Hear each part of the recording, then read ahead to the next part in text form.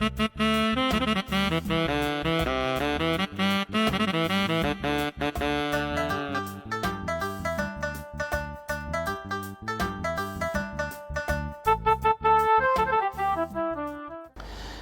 الله الرحمن الرحيم ومالين خميس لحية لاتنكا بيشا لبي طبناد لبدا كون يساقالي طبن وحاقب صومي شركي قولها وزيرة دا دولة بونتلان وشرق دوميي مدحوينها دولة بونتلان مداني سعيد عبد الله الدني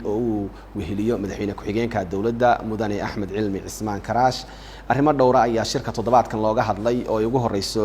xaaladda guud ee amniga Puntland oo ay golaha la wadaagtay wasaaradda amniga oo ka warbixisay guud ahaan amniga Puntland iyo horumarada dhinaca amniga ah ee la sameeyay iyo qorshayaasha u yaala wasaaradda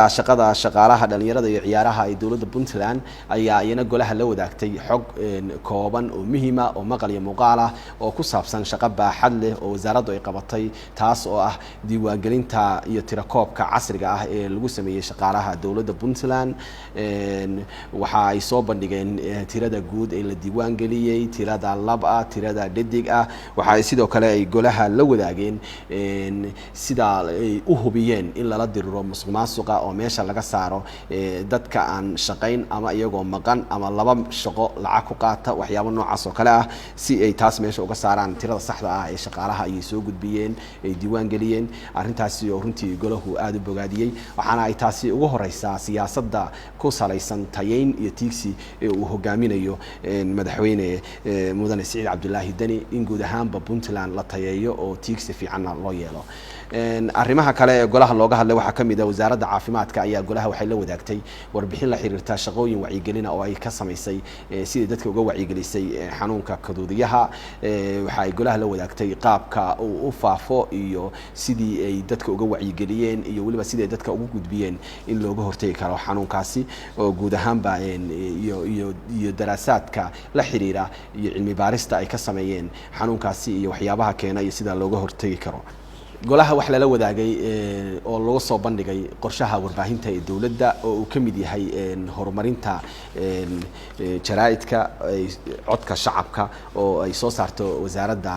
warfaafinta oo kaashanaysa wasaaradda waxbarashada waxa uu noqonayaa toddobaadle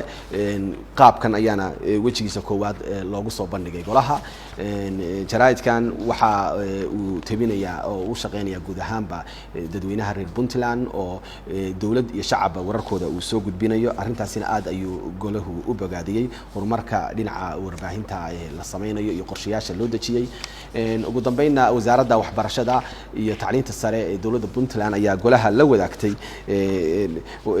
tayeynta waxbarashada ee ay wado oo uu kamid yahay mashruuca ifiye oo dhawaan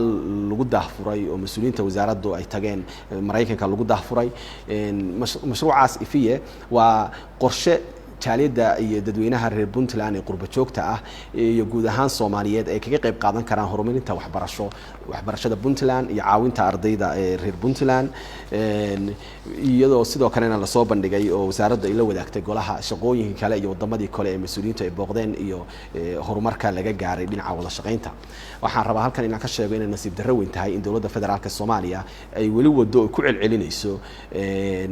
dagaal ay ku wiiqayso hanaanka waxbarasho iyo horumarka dhinaca waxbarashada ee Puntland waxa u dambeysay in mas'uuliyiinta dawladda federaalka Soomaaliya ay joojiyeen shahaadadii oo ay u diideen ardayda reer Puntland haatanna ay arrintaasi u xayiran yihiin oo ay Muqdisho iyo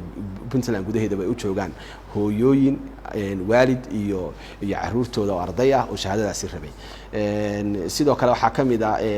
dagaalka dawladda federaalka ee Soomaaliya ay ku hayso Puntland ee dhinaca waxbarashada inay meelihii dhinaca waxbarashada ee wada shaqeynta Puntland ay la lahayd ay waraaqa u direen oo ay ku hor istaagayaan horumarka waxbarashada Puntland waxaana kamid ah dalka Masar oo dhawaan uu arrintaasi darteed isna u tagay wasiirka waxbarashada iyo tacliinta sare ee Puntland si arrimahaasi wax looga qabto dhaqamada noocaas